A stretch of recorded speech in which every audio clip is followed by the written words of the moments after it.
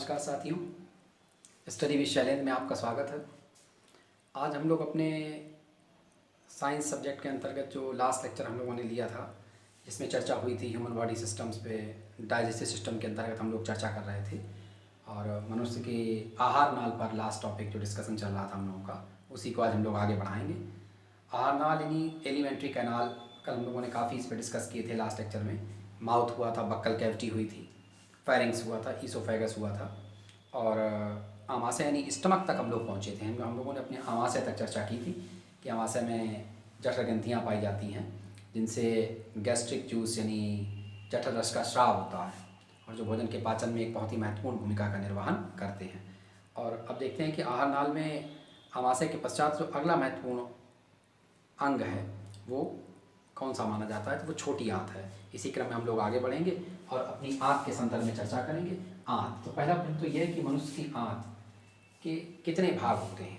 तो मनुष्य की आंत के भाग कितने हैं? 2। यानी मनुष्य की आंत को आहार नाल में दृष्टिकोण के रखते हुए कितने भागों में व्यक्त किया गया? 2 भागों में, छोटी आंत और बड़ी आंत, स्मॉल इंटेस्टाइन और लार्ज इंटेस्टाइन। छोटी आंत एवं बड़ी आंत दोनों का ही अपना अपना बहुत ही महत्वपूर्ण योगदान है। जहाँ छोटी आंत भोजन के पाचन में और पचे हुए भोजन के अवशोषण में महत्वपूर्ण भूमिका का निर्वहन करती है, वहीं जो बड़ी आंत है वो उत्सर्जित पदार्थों यानी अनडाइजेस्टेड फूड मटेरियल, अपचित भोज्य पदार्थों को शरीर से बाहर निकालने में महत्वपूर्ण योगदान करती है। तो पहले हम लोग डिस्कशन करेंगे कि हमारी छोटी आंत का क्या सिस्टम है और कितने उसके पार्ट्स होते हैं। आमाशय यानी हमारे पेट के बाद हमारी छोटी आंत के संदर्भ में पाचन का दृष्टिकोण किस तरह से पूरी प्रोसेस को मर्ज किए हुए है। तो छोटी आंत को यानी मनुष्य की छोटी आंत को कुल 3 भागों में विभाजित किया गया है। ये बात भी आपको ध्यान रखनी है, कभी कभी परीक्षा में प्रश्न आता है कि छोटी आंत के कितने भाग होते हैं। तो 3। नंबर 1 पे ग्रहणी है, नंबर 2 अग्र क्षुद्रांत है और इलियम है। इसे क्रमशः डियोडिनम, जेजुनम और इलियम के नाम से जाना जाता है। कई परीक्षाओं में प्रश्न बन चुका है कि इलियम नामक रचना शरीर में कहाँ पाई जाती है। तो इलियम के लिए पाचन तंत्र के संदर्भ में आपको छोटी आंत ध्यान रखना है, क्योंकि ये पाचन तंत्र के अंतर्गत सबसे महत्वपूर्ण हिस्सा है जहाँ पर हमारे पचे हुए भोजन का क्या होता है? अवशोषण होता है, एब्जॉर्प्शन होता है, जहाँ से वो लीवर में पहुँचकर पूरी बॉडी में ब्लड के माध्यम से रेगुलेट होता है। तो इलियम शब्द को आपको बहुत ही फोकस रखना है। लेकिन सबसे पहले हम लोग क्रमबद्ध चलते हुए ग्रहणी पर चर्चा करेंगे। ग्रहणी यानी क्या? डियोडिनम। और डियोडिनम का बहुत महत्वपूर्ण योगदान इसलिए है परीक्षाओं के संदर्भ में क्योंकि आमाशय जब छोटी आंत से जुड़ा होता है, यानी आमाशय आगे चलकर किससे जुड़ा है? छोटी आंत से। तो एक प्रश्न महत्वपूर्ण क्या है कि छोटी आंत का कौन सा भाग आमाशय से संलग्न होता है या जुड़ा होता है? तो उत्तर क्या होगा? ग्रहणी होगा। यानी आमाशय और छोटी आंत परस्पर जुड़े हुए हैं। छोटी आंत के प्रथम भाग जिसे हम ग्रहणी या डियोडिनम के नाम से जानते हैं। और छोटी आंत का प्रथम भाग डियोडिनम इंग्लिश के यू लेटर के आकार का होता है। यानी छोटी आंत में ग्रहणी का आकार होता है, यू आकार, ए आकार, बी आकार या सी आकार। तो आंसर है इसका यू आकार का होता है। इसी के साथ एक और महत्वपूर्ण शब्द पित्तरस और अग्नाशय रस, ये दोनों रस ग्रहणी में ही आके भोजन में सम्मिलित होते हैं। यानी हमारे पित्तरस का निर्माण जो यकृत में होता है, पित्ताशय में एकत्र होता है, जहाँ से पित्तवाहिनी के माध्यम से ये छोटी आंत में पहुँचता है। तो प्रश्न ये है कि छोटी आंत के किस भाग में पहुँचता है? तो उत्तर होगा ग्रहणी में। और इसी प्रकार से अग्नाशय रस छोटी आंत के किस भाग में या पाचन तंत्र के अंतर्गत भोजन में किस भाग में मिलता है? तो उत्तर क्या होगा? ग्रहणी में, यानी डियोडिनम में। ये आपको विशेष ध्यान रखना है। और एक और महत्वपूर्ण शब्द ब्रूनर्स ग्रंथियाँ, ये शब्द बहुत महत्वपूर्ण। ब्रूनर्स यानी ब्रूनर्स ग्रंथियाँ शरीर में कहाँ पाई जाती हैं? तो छोटी आंत में। और छोटी आंत के किस भाग में पाई जाती हैं? तो डियोडिनम में या ग्रहणी में पाई जाती हैं। और इनसे विशेष प्रकार के क्षारीय श्लेष्म का स्राव होता है जो भोजन के पाचन में सहायक होता है। और हमारी जो ग्रहणी है वो आगे किसमें? जेजुनम में खुलती है और जेजुनम आगे इलियम में खुलती है। इलियम छोटी आंत का पश्च भाग, लेकिन पाचन दृष्टिकोण से बहुत महत्वपूर्ण, क्योंकि इसी में हमारे पचे हुए भोजन का क्या होता है? अवशोषण होता है। यानी पचे हुए भोजन का अवशोषण शरीर में छोटी आंत का कौन सा अंग करता है? इलियम। पचे हुए भोजन का अवशोषण, पचे हुए भोजन का अवशोषण किया जाता है किसके द्वारा? इलियम के द्वारा। और इलियम की जो कैविटी होती है उसमें फिंगर लाइक स्ट्रक्चर पाए जाते हैं जिन्हें हम लोग विलाई के नाम से जानते हैं।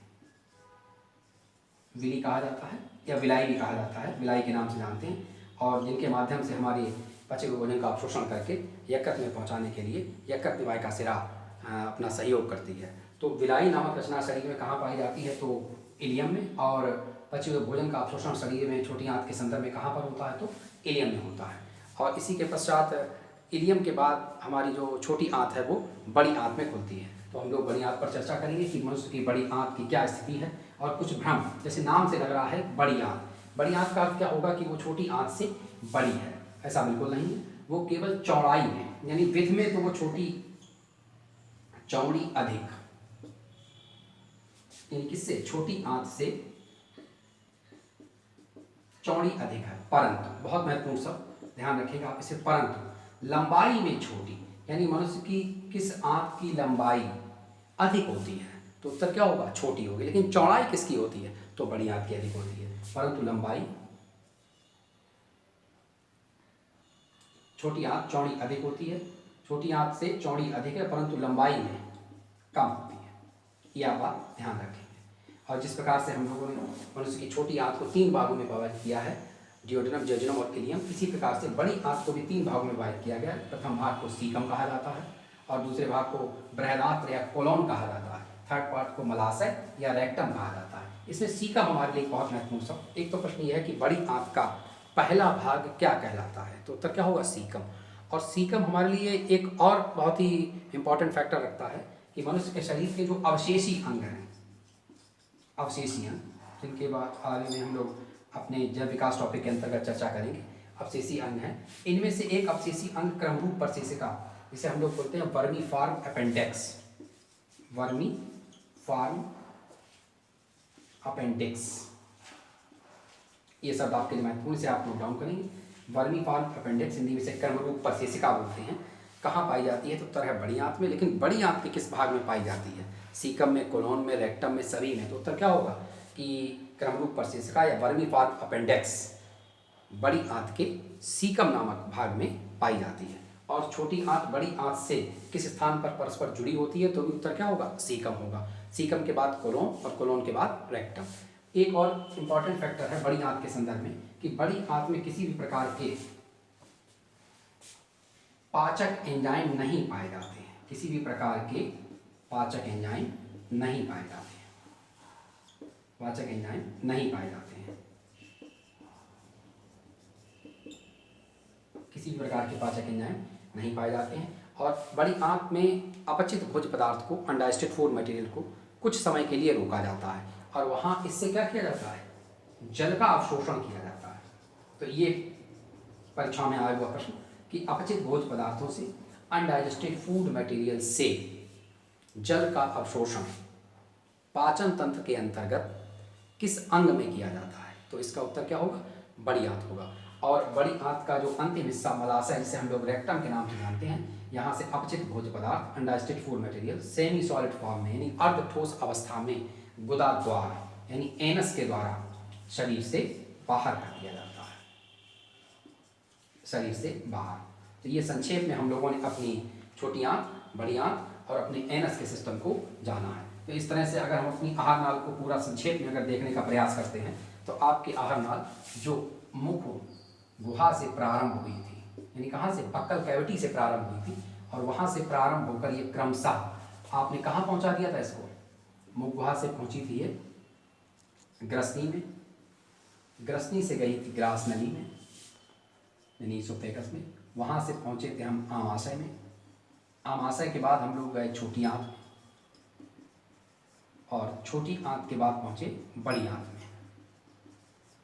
और बड़ी आंत का जो अंतिम भाग है मलाशय से गुदा द्वार के द्वारा शरीर से अपचित भोज्य पदार्थों को, अनडाइजेस्टेड फूड मटेरियल को बाहर कर दिया जाता है। यहाँ एक और महत्वपूर्ण शब्द है कि आमाशय और छोटी आंत के मध्य, ये बात आप ध्यान देंगे विशेष, एक पाइलोरिक बाल्ब पाया जाता है। पाइलोरिक बाल्ब, जैसे हम लोग अभी जब हार्ट डिस्कस करेंगे तो आपने सुना होगा कि हार्ट में बाल्ब पाए जाते हैं। तो ये बाल्ब रुधिर को एक स्थान से पास हो जाने के बाद उसे वापस जाने से रोकने का कार्य करते हैं। इसी प्रकार से आमाशय और छोटी आंत के बीच में एक पाइलोरिक बाल्ब पाया जाता है, जो भोजन को आमाशय से छोटी आंत में आने तो देता है, लेकिन छोटी आंत से वापस आमाशय में जाने नहीं देता है। तो पाइलोरिक बाल्ब पाया जाता है आमाशय और छोटी आंत के मध्य, ये आपको ध्यान रखना है। इसी प्रकार से एक इलियोसिकल बाल्ब, यानी छोटी आंत और बड़ी आंत के मध्य, इलियो सीकल, नाम से स्पष्ट है। देखिए, छोटी आंत का अंतिम हिस्सा इलियम और बड़ी आंत का फर्स्ट हिस्सा कौन सा, सीकम। तो इन दोनों के बीच में जो बाल उसका नाम क्या दिया गया, इलियोसीकल बाल। तो इन दोनों बाल को आप ध्यान रखेंगे। स्फिंक्टर शब्द आया था, उसे भी आप ध्यान रखेंगे। पाइलोरिक बाल, इलियोसीकल बाल, ब्रूनर्स ग्रंथियाँ, ये कुछ बड़े शब्द। HCl यानी नमक का, अम्ल का सिक्रीशन किस भाग में होता है, तो आमाशय में होता है।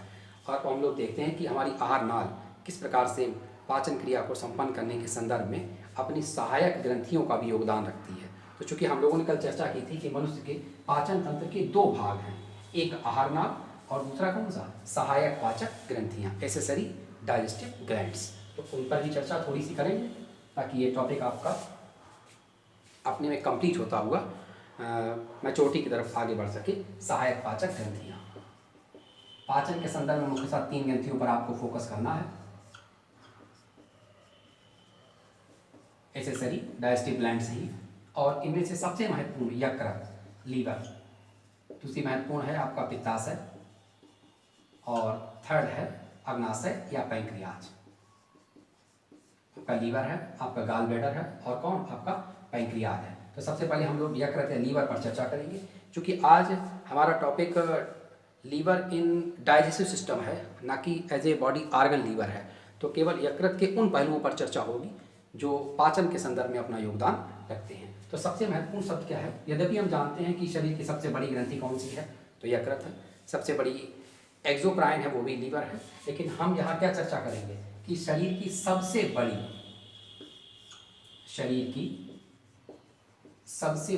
पाचक ग्रंथि, सबसे बड़ी पाचक ग्रंथि तो कौन है, यकृत है।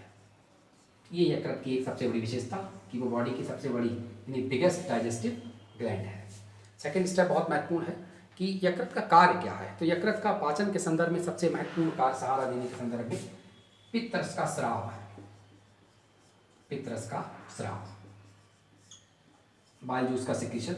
इसके बाद दूसरा बहुत ही महत्वपूर्ण कार्य है जो यकृत के संदर्भ में, ग्लाइकोजेनेसिस। ये एक बड़ी स्टेप, आगे कई टॉपिक्स में आपको ये प्रोसेस सुनने में आएगी। ग्लाइकोजेनेसिस यानी हमारे पाचन के उपरांत बने हुए ग्लूकोज की अतिरिक्त मात्रा को यकृत के द्वारा किसमें, ग्लाइकोजन में परिवर्तित करके रिजर्व फूड मटेरियल के रूप में रखा जाता है। यानी ग्लाइकोजेनेसिस क्या हो जाता है, अतिरिक्त ग्लूकोज को ग्लाइकोजन में बदलना। ये आप ध्यान रखेंगे। यानी प्रश्न 2 होगा, शरीर में ग्लूकोज की अतिरिक्त मात्रा को किस में परिवर्तित किया जाता है, तो उत्तर क्या हो जाएगा, ग्लाइकोजन। और किसके द्वारा किया जाता है, तो यकृत के द्वारा। और इस प्रोसेस को क्या कहा जाता है, तो ग्लाइकोजेनेसिस कहा जाता है। ठीक इसका इन्वर्ट ग्लाइकोजेनोलाइसिस, यानी अब जब शरीर को ग्लूकोज की आवश्यकता होती है, शरीर को जब ग्लूकोज की आवश्यकता होती है तो ग्लाइकोजन के रूप में संरक्षित हमारा रिजर्व फूड मटेरियल पुनः से किसमें, ग्लूकोज में परिवर्तित किया जाता है। ठीक इन्वर्स स्टेप, ग्लाइकोजन को ग्लूकोज में बदलने का कार्य, यानी ग्लाइकोजन को ग्लूकोज में बदलना। शरीर एक बार का डाइट रिजर्व रखता है और ये प्रोसेस हमारे लीवर के इन दोनों स्टेप से ही संपन्न होती है, ग्लाइकोजेनेसिस और ग्लाइकोजेनोलाइसिस। ग्लूकोज का ग्लाइकोजन परिवर्तन, भूखे रहने पर या आवश्यकता पड़ने पर ग्लाइकोजन का ग्लूकोज में परिवर्तन। थर्ड एक और स्टेप बहुत महत्वपूर्ण है, ग्लाइकोजिनोलाइसिस। ग्लाइकोजिनोलाइसिस कर चुके हैं आप। थर्ड स्टेप है आपका ग्लूकोनियोजेनेसिस, यानी ग्लूकोज की कमी होने पर, यानी एक और विशेषता है कि यदि कार्बोहाइड्रेट्स की कमी है तो ग्लूकोज किससे बनेगा, तो विशेष परिस्थितियों में अमीनो अम्ल, वसी अम्ल,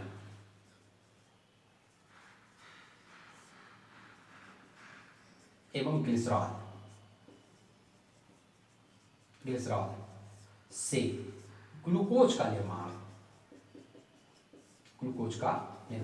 यानी व्यक्ति जब लंबे समय तक भूखा रहता है तो उसके शरीर में जब कार्बोहाइड्रेट नहीं है और ग्लूकोज की आवश्यकता है तो वसा से और प्रोटीन यानी अमीनो अम्ल के माध्यम से भी ग्लूकोज का निर्माण होता है। ये क्रिया क्या कहलाती है, ग्लूकोनियोजेनेसिस कहलाती है। इसके अतिरिक्त लीवर का एक और इम्पॉर्टेंट रोल है बॉडी में, वो कैरोटीन के द्वारा विटामिन ए का निर्माण करता है, यानी कैरोटीन से विटामिन ए का निर्माण कौन करता है? लीवर। दूसरा महत्वपूर्ण एक और शब्द है, लीवर में विटामिन ए एवं डी का संचय। विटामिन ए और डी कहाँ संचित रहते हैं? लीवर में रहते हैं। साथ ही जैसा हम लोगों को पहले से पता है, विकास की अवस्थाओं में चर्चा करेंगे कि भ्रूणावस्था में जो आरबीसी का निर्माण होता है, यानी embryonic stage, formation of RBC in liver, भ्रूणावस्था में आरबीसी का निर्माण। भ्रूणावस्था में आरबीसी का निर्माण कहाँ पर होता है? आपके लीवर में होता है। और इसी प्रकार वो हानिकारक रोगाणुओं जीवाणुओं का भक्षण करने का कार्य भी करता है, डेड आरबीसी को नष्ट करने का भी कार्य करता है। एक और शब्द लीवर के लिए बहुत महत्वपूर्ण, हेपेरिन। लीवर हेपेरिन नामक पदार्थ का स्राव करता है, जो शरीर में रुधिर वाहिनियों में रुधिर को जमने नहीं देता है, यानी कौन? प्रतिजामक पदार्थ, बॉडी का एंटीकोएगुलेंट, प्रतिजामक पदार्थ का स्राव, यानी शरीर में रुधिर धमनियों या स्राव में नहीं जमता, उसके लिए कौन सा पदार्थ उत्तरदायी है? तो हेपेरिन। और हेपेरिन का निर्माण शरीर में कहाँ होता है? तो लीवर के द्वारा किया जाता है। ये कुछ महत्वपूर्ण आपने जाने अपने डाइजेस्टिव सिस्टम के संदर्भ में आहार नाल, और दूसरा एक महत्वपूर्ण शब्द जानिए अपनी पाचक ग्रंथियाँ। पाचक ग्रंथियों के संदर्भ में लीवर यानी यकृत एक, और उसके बाद आपका अग्नाशय, और अग्नाशय के साथ साथ पित्ताशय। संक्षेप में हम लोग जान लेते हैं कि पित्ताशय, गॉल ब्लैडर और अग्नाशय की क्या भूमिका है। तो जो आपका पित्ताशय है यानी गॉल ब्लैडर है, उसमें पित्त रस का संचय होता है। ये बात आप ध्यान देंगे, पित्त रस का संचय। पित्त रस बनता कहाँ? यकृत में, लेकिन संचय कहाँ होता है? पित्ताशय में होता है। ये आप ध्यान देंगे। और अभी हम लोगों ने जाना था कि पित्ताशय से पित्त रस पित्त वाहिनियों के माध्यम से ग्रहणी में आकर भोजन में मिलता है, और भोजन के पाचन में क्या करता है? सहायता करता है। ये भोजन के पाचन में पित्त रस किस प्रकार से सहायक होता है, इसे हम लोग तब चर्चा करेंगे जब हम पाचन प्रोसेस के अंतर्गत आएंगे। अगला एक महत्वपूर्ण ग्रंथि होगी आपके लिए अग्नाशय या पैंक्रियाज। ये एक मिश्रित ग्रंथि है। ये शब्द आप ध्यान देंगे, शरीर की एकमात्र मिश्रित या उभय श्रावी ग्रंथि मिक्सोक्लाइन ग्लैंड है, और इससे ट्रिप्सिन, एमाइलेज और lipase, trypsin, amylase, lipase enzymes का स्राव होता है, और ये प्रोटीन, वसा और कार्बोहाइड्रेट के पाचन में सहायक होते हैं। इसीलिए अग्नाशयी रस को पूर्ण पाचक रस कहा जाता है। ये आपके लिए प्रश्न है, अग्नाशय रस पूर्ण पाचक रस कहलाता है, पूर्ण पाचक रस कहलाता है। तो इस वीडियो में आज हम लोगों ने केवल इतना डिस्कस किया है कि आहार नाल के बचे हुए आपके अंग, छोटी आंत और बड़ी आंत, और साथ ही आपकी कौन कौन सी सहायक पाचक ग्रंथियां हैं, पित्ताशय, यकृत और अग्नाशय। नेक्स्ट वीडियो में हम लोग अपने डाइजेस्टिव सिस्टम के अंतर्गत पाचन क्रिया यानी डाइजेस्टिव प्रोसेस पर चर्चा करेंगे, ताकि हमारे टॉपिक कंप्लीट होगा। तब तक इस टॉपिक के जितने भी महत्वपूर्ण बिंदु होंगे आप नोट करते रहिए। और आज 10 क्वेश्चंस की एक सीरीज आपको दी जाएगी, जो आपने लास्ट अब तक डिस्कस किया है, उस पर आप अपने कमेंट्स के माध्यम से आंसर हम लोगों को अवेलेबल कराएंगे, और आपके डाउट्स दूर करने की कोशिश की जाएगी। Thank you.